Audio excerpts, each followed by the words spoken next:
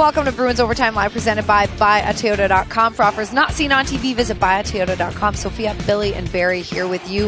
5-2, is where it was, but that changed. 5-2 loss to the Chicago Blackhawks. The Boston Bruins neck and neck with Chicago heading into the third period, but that's when it all kind of tumbled. Remember when we said they were outplaying them, especially after 2? Yes. But remember, it was still 1-1. Yes, and we talked about their goaltender, Chicago's Soderblom. But we also talked that point, keep it up here. Keep in the third period. Third period is had been the second periods. Yeah, of late. Other than the game that they were coming off of. But yeah, unfortunately, in a minute or in 90 seconds, it feels like the game totally turned around. I really want to address, because we're going to get to David Pastrnak and how he continues to move up the record books.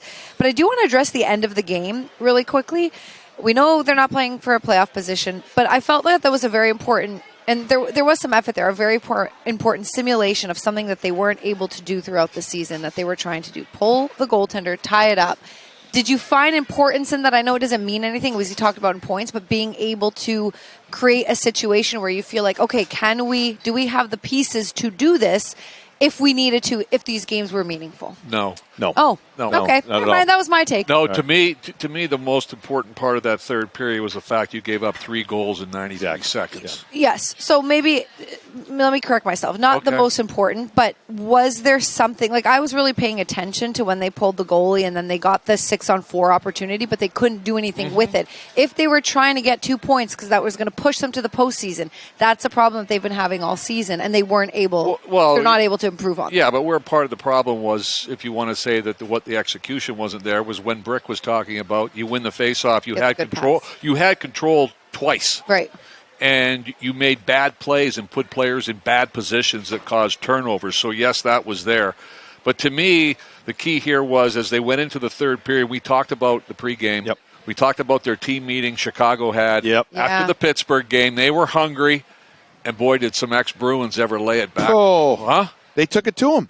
And the Bruins just came out flat in the third and could not respond. They give up the one goal, then they didn't respond. And so and that's been a problem. That's been the issue all year. When you start to feel something going against you, a good hockey club knows how to stop it. And it usually starts with good team defense, and you shut it down. Starts with leadership. Oh boy, yeah. And they're missing a lot, and we know they've changed a lot. We don't need to go over the whole, what happened to this team since March 7th, right? Mm-hmm. But no, and that third period was those 3 goals on 3 shots. That's the badness. Yeah, because if you look at the shot totals, the Bruins definitely outshooting. They're great in the Blackhawks. second. Yeah. All right, guys. I did promise we would obviously talk about some of the highlights with the Bees, and that continues to be David Pastrnak, who opens the scoring for the Boston Bruins. The puck's in deep, and then you're going to see the little check by Pastrnak. It's not a Kurashev is the player that tries to dance by him. It's not a trip in our eyes because Kurashev tries to dance by him. Pasternak's allowed that ice. He's stopping. He doesn't extend the leg. He doesn't put it out. Kurashev dances or hits him. He falls over, and then it's a quick pass. Now, Pastrnak barely touches, but he still does it. He skates by the front of the net. Where does it go? It goes off his shoulder, side. elbows? It's off his side. Yeah. Watch his leg. It's going to hit right there off his almost. Butt. Yeah, almost. That side of it. That's when you know you're hot. Yeah. Right? My. And everything's just going in. As we look at him passing Ray Bork for most career goals at home, Bruins all time with 217. And those 3 guys that are ahead of him have played long seasons and a lot of games here. So wow, good so for him, 10 man. away actually. Unbelievable. Is that good math? Yeah, 10 away from Patrice Bergeron. Pretty crazy. Pretty crazy that David Pastrnak keeps doing that. Okay, you guys mentioned a couple of ex-Bruins. Nick Foligno, someone we talked about as being one of the leaders and how important leadership is. 2 against the Boston Bruins, 1 an empty netter, but opening it up for Chicago here. Yeah, the second period with the Bruins, as we were talking about, allowing Chicago to kind of hang around here.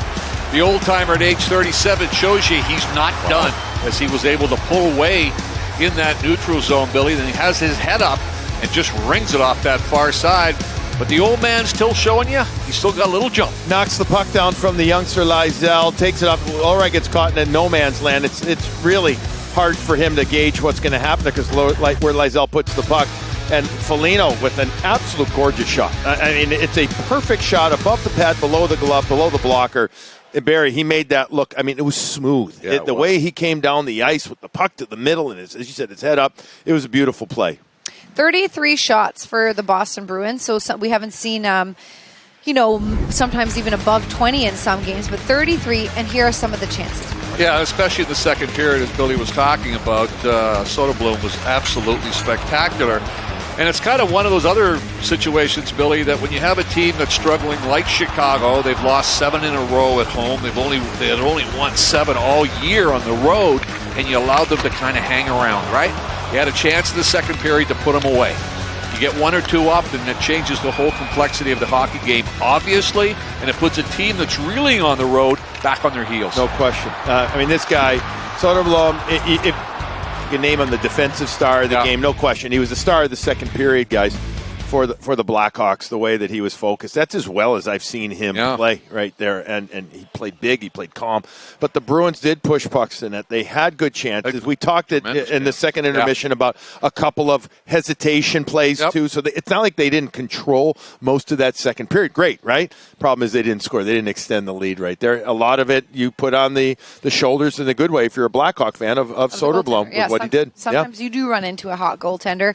On the other side, though, Chicago was able to put 3 goals in a span of 93 seconds. But look how easy it is, too, Soph. Look at this. Yeah. This is Rinzel. This is a young defenseman playing in his 6th game in the NHL. Literally, slaloming down the ice, getting through. Barry, you always talk about backing up, and look at this is literally free flow hockey, and then the puck comes over eventually to Donato, who comes in with the stick on the ice. There's one shot, and then a few seconds later, again, you gave up the blue line. You had an outnumbered opportunity.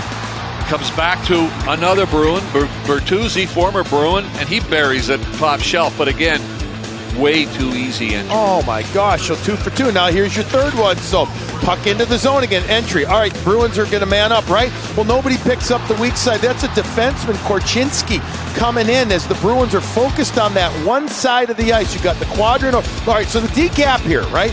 Now you got 2 guys on one as Middlestat comes over. Korchinski's open up top. Great shot. Swayman can't get it. 3 goals, 3 shots. I don't know, what was it, 93 seconds. 93 seconds, and that right there was the game. Yeah, and Sophia, you asked, things that maybe were kind of consistent all year long and kind of a negative theme that would happen. Those 93 seconds it just showed, and you just talked about it, along the boards, 2 Bruins going to 1 player. 1 pass beats 2 guys, now you're in trouble. That, to me, was one of the things that we saw way too much. That has to change next season. Is that, what is that? Is that confusion? Like, what is that? Communication? What's going on? It's lack of communication, and sometimes when you're struggling, especially when you're a young team, you try and do too much. Okay. Right? And it's like Bill Belichick used to always say, do your job. And what that basically meant was, I'm going to do my job, and I have confidence that you're going to do your job there. All of a sudden, the guy makes the pass, and I go over, I don't need your help. Stay with this guy one-on-one. And that's things you got to work on. You can sometimes use the excuse, new players, new system, new reads, etc.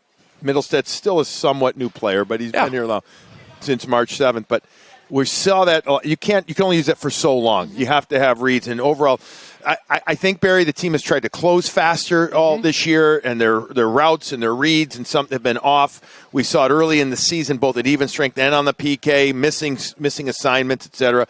And it has to be changed if they have any chance next year. Yeah, and one of the other things that you have an excuse for is talent. So a lot of times you can see Pastrnak. The other team can't say we can't stop that. That's just pure talent. Right. But what we're pointing out is situations where you should have numbers back. The first goal you had numbers back against. You didn't eliminate sticks. You didn't box out. You didn't do the simple things you have to do. I know this isn't our last show this season, but I'll ask you this. And remember the term that we've used an awful lot about the Bruins that made them special. Yeah. Layered defense. Layers, right? We had a stretch this year where we talked about their layers were excellent. Their sticks were excellent. When Joe Sacco first came on board, right? Exactly. Remember? So a couple of weeks, 10 games, whatever it was.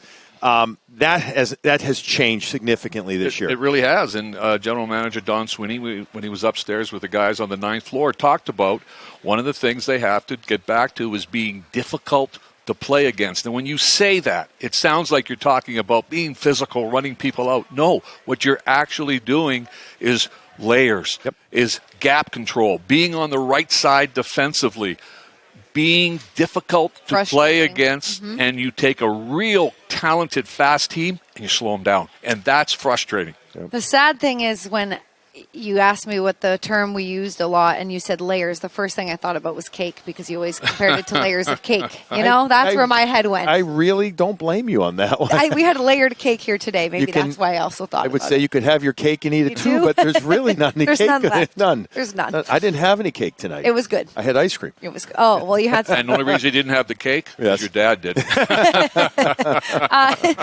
dad in attendance. Our Subaru Star of the Game is presented by Subaru of New England. Fall in love with the brand new Subaru, and it is going to former Bruin Ryan Donato. 31 now, right? It's 31 goals. Yeah, first 30 goal. First 30 goal season. Yeah. Congrats to Ryan. Wonderful kid.